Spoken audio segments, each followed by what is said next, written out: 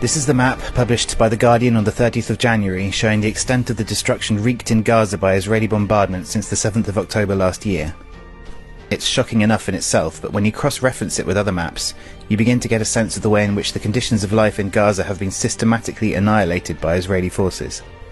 This is a map showing every residential building in Gaza before 7th of October. This is what was left as of the end of January, and of course the destruction continues across the territory, but particularly right now in Rafah. Here is a map of greenhouses in Gaza before the Israeli bombardment. Greenhouses are a lifeline for many Gazan families, providing greater and more secure access to healthy foods. This is what is left of those now, and of course without a functioning water supply, even most of these have been rendered unusable. Also, in terms of food security, here are Gaza's warehouses before the Israeli carpet bombing, and what's left. This is a map of tree crops in Gaza before the destruction began, including fruit trees and olive trees, which have provided food for residents and been among Gaza's major exports. This is what currently remains undamaged. This map shows all private schools, Palestinian Authority schools, UNRWA schools and universities running in Gaza before the 7th of October. And here are those that haven't yet been destroyed. None of these is of course currently able to function as such in any case.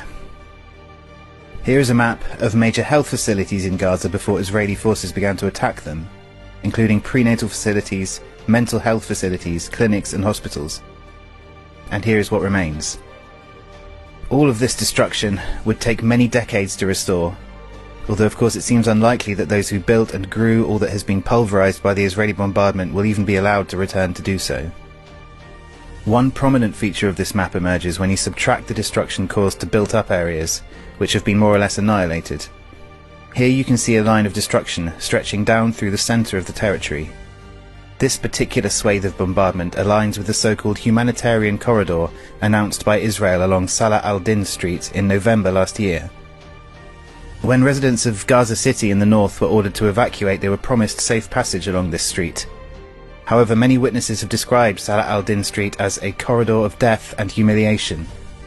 Civilian convoys and vehicles have been repeatedly bombed and targeted, and testimonies from dozens of witnesses collected in Gaza by journalist Tarek Hajjaj describe Palestinians having been summarily executed and killed by Israeli snipers, including children, their parents ordered by their murderers to abandon their bodies by the side of the road.